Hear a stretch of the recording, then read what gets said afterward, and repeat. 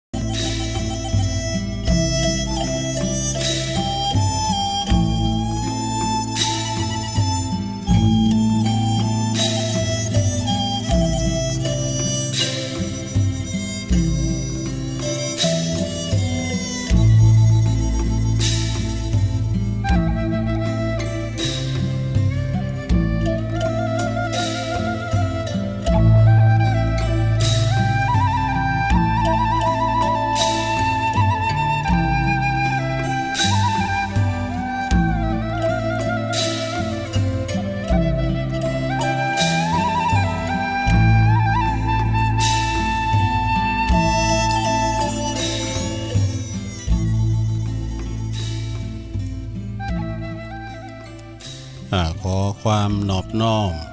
แด่พระรัตนตรัยอันมีพระพุทธพระธรรมพระสงฆ์เป็นสรณะตีปึงขอกราบแนบไต่ไหวสาถวายความเคารพครูบาอาจารย์พระมหาเถรานุเถระตันเจ้าคณะพระสังฆาธิการพระภิกษุสามเณรเจ้าจุโตนจุองค์ทุกวัดวาอาราม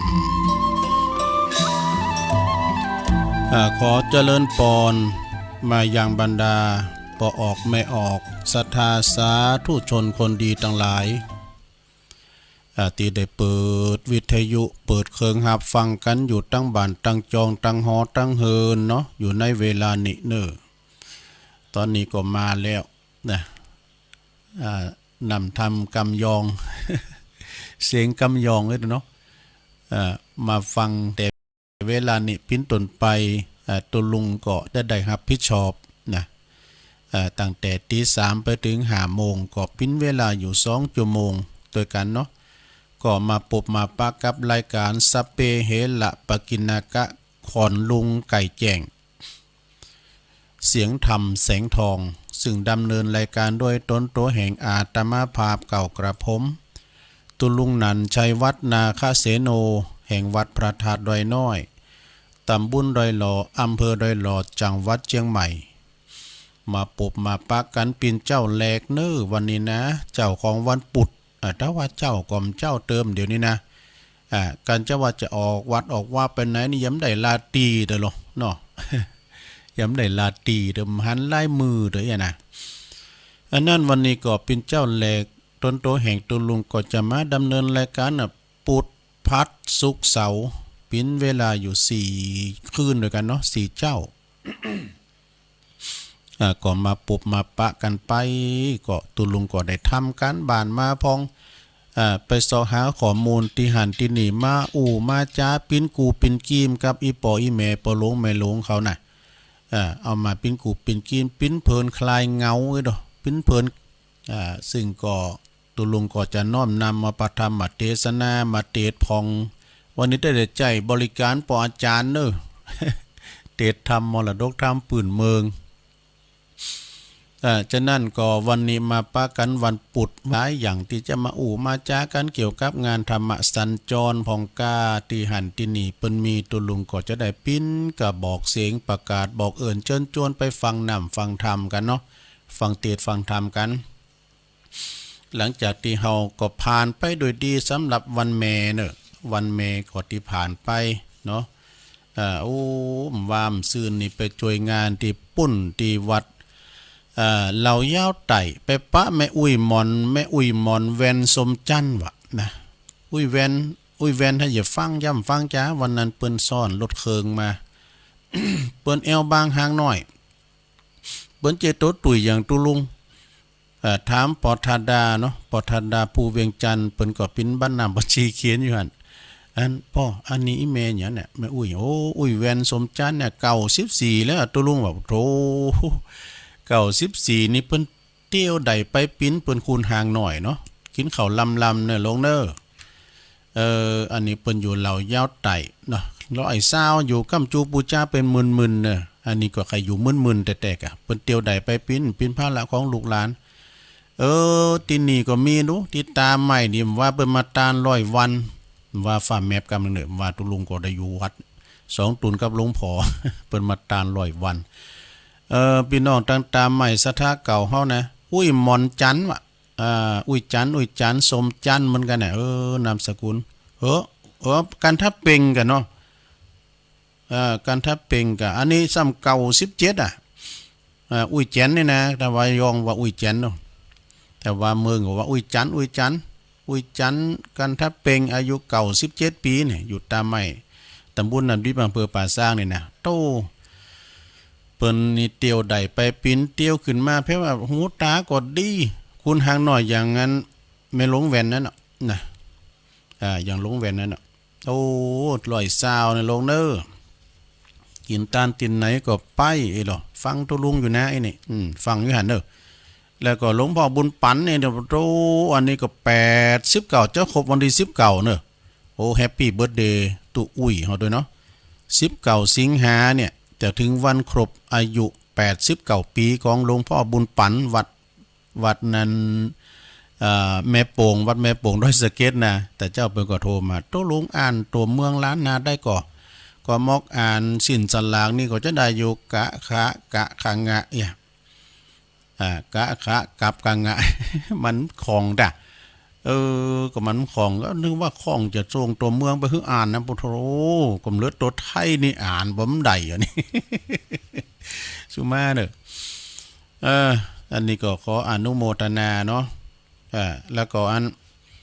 แม่น้อยนี่ล้อมใจแก่แม่น้อยจุ่มแก้วโอ้แม่น้อยนี่กำลัง70ปลายอยู่กันเนาะแม่น้อยไม่เอาสุวรรณวิหารนี่นะอันชื่อกันเพราะเนื้อตุลุงเลยนะฟังถึงวันน่ะเนี่ยแม่น้อยจุ่มแก้วเนื้อสุวรรณวิหารเปิดก็ฟังถึงวัน เอาแล้วเนาะก็เดือมมาอู่กันทำไมก็เดือตุลุงจะวันเจ้าไหวพระกันเน้อเปิดความปินสิริปินมังกละปินมงคลนะโยมเนาะไม่ลงไปเฝ้าลูกมาเตนเนอร์นอนอยู่ให้ที่หันเกินมันเจ้าอยู่ตุลุงจะปินเก้าปินโหนำไหวพระสวดมนต์กันเน้อเตรียมพร้อมเด็กหญิงอ้วนอะระหังสัมมาสัมพุทโธภะคะวาพุทธังภะคะวันตังอภิวาเทมิสวากขาโตภะคะวะตาธัมโมธัมมังนัมมัสสามิสุปฏิปันโน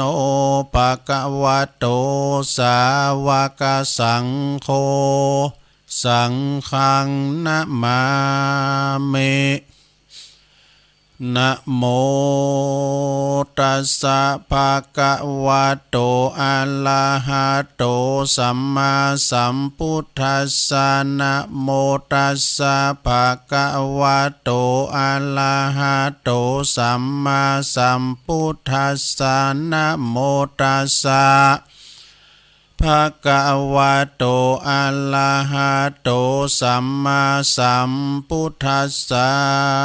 อิติปิโสภะคะวะอะระหังสัมมาสัมพุทโธวิจาจารณะสัมปันโนสุขโตโลกวิโตอนุตตะโลปุลิสปัมมะสาลาธิสัทธาเทวมนุสสานังพุทโธภะคะวะติสวากขาโตภะคะวะตาธัมโมสันติทิโกอากาลิโกเอหิ ปัสสิโกโอปันนะยิโกปัจจัตตังเวทิตาโปวินโยเหติสุปาติปันโนภะคะวะโตสาวกสังโฆอุจจุปาติปันโนภะคะวะโตสาวกสังโฆยายะปาติปันโน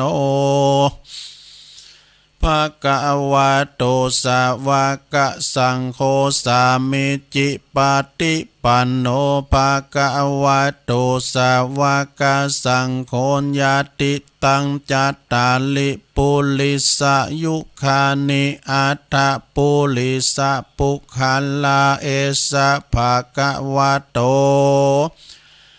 สาวกสังโฆอาหุนายโยปาหุนายโยทักขินายโยอัญจลิกาลนิโยอนุตตะลังปุญญเขตังโลกัสสาติจะยันโตโปธิยามูเลสักกายานังนันทิวัตตโนเอวังตวังวิจัยโยโหหิจัยยสุจัยยมังคัลเลอปัลลาจิตะปันลังเกสีเสปัทวิโปคัลเลอภิเสเกสัปปะพุทธานังอังคปัตโตปโมทัตติสุนักะตังสุมังกะลังสุปะปะตังสุโหติตังสุขโนสุโมโหโตจะสุยิทังพลัมมะจาลิสุ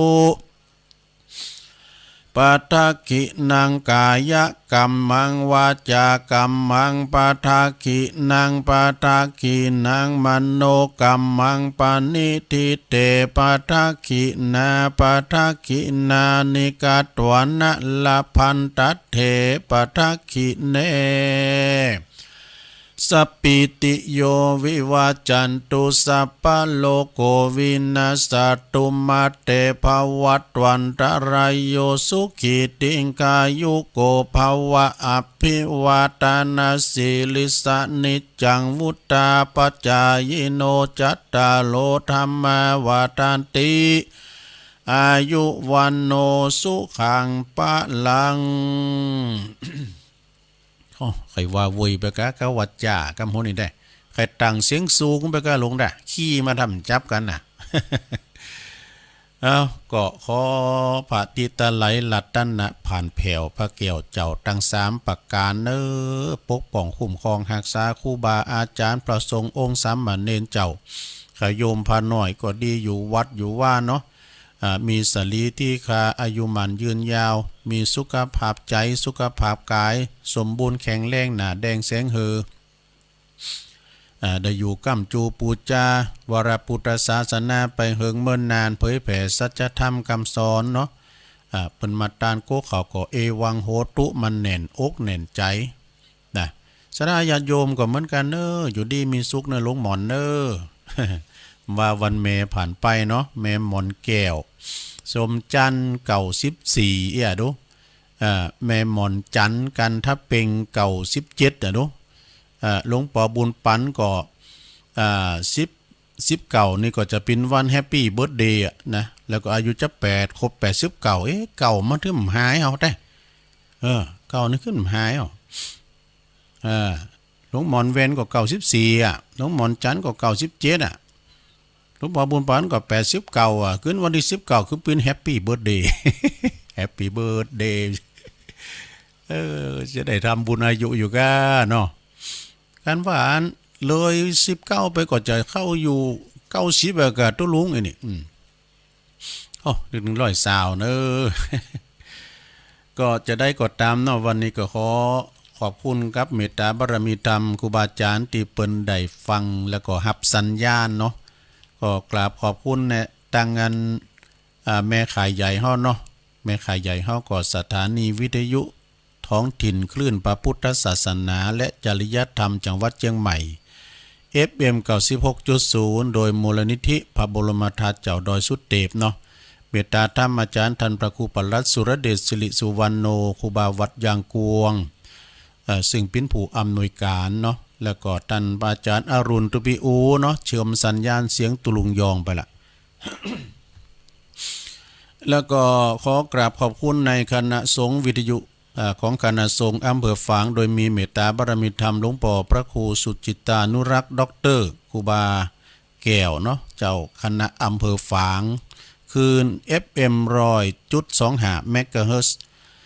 ซึ่งตั้งอยู่ที่วัดพระพุทธบาทอุดมนำบ่อสาวาเนอนำบ่อศักดิ์สิทธิ์เนาะโดยตุปีเจริญเนอะเป็นเจ้าหน้าที่คอนโทรลเชื่อมสัญญาณเสียงตุลุงยองไปละนะกระจายเสียงไปถึงปุ้นตังแม่อายไปเอาใจปากการแล้วก็เมืองฝางนี่นะฟังกันไปเด้อเนาะศรัทธาญาติโยมทั้งหลายและก็สถานีเพื่อการศึกษาพระพุทธศาสนาและวัฒนธรรม FM 104.50 เมกะเฮิรตซ์วัดฝายหินเนอจังหวัดเชียงใหม่โดยเมตตาธรรมอาจารย์พระสมุวิสุวัตรวรกิจโจนะพระเจ้าหน้าที่เฮาเปิ้นก็เกี่ยวสัญญาณไปปิ้นตีเรียบร้อยแล้วก็คืน91.0เฮาก็บ่ได้ลืมนะวัดป่าแดงทำเนาะ FM 92.25 เมกะเฮิรตซ์แล้วก็วิทยุ91.0คือคืนพุทธธรรมนำสุขจากเวียงหนองล่องเรดิโอโดยเมตตาบารมีธรรมอาจารย์ท่านพระครูอภิวัฒนวิกรมนะผู้อำนวยการเฮาซึ่งเปิ้นสลับซับเปลี่ยนกับตุลุงเปิ้น3เฮา4ก็จอยกันไปซึ่งก็ตั้งอยู่ที่หน้าวัดบ้านเวียงหนองล่องโดยมีท่านพระครูท่านอาจารย์ปลัดพลท่านอาจารย์พระปลัดพลจิระปุญโยตุปีพลผู้ใจดีเฮาเนาะเจ้าวัดบ้านเวียงหนองล่องได้รับการดูแลจากอาจารย์สว่างกันทมูลจากร้านเวียงทองพาณิชย์เปิ้นขายรถยนต์ขายรถเครื่องขายเครื่องใจหยังไฟฟ้ามีหันซับปะเนาะ ที่ร้านเวียงทองว่าพาณิชย์ที่กาดโง่นะอาจารย์ก็เปิ้นก็เข้าไปคลุกคลีไปพอพ้องเดี๋ยวก็ฟ้าแม่ฟ้าห้องก้าไอ้เทนมันเสมอกันก้าไอ้นะ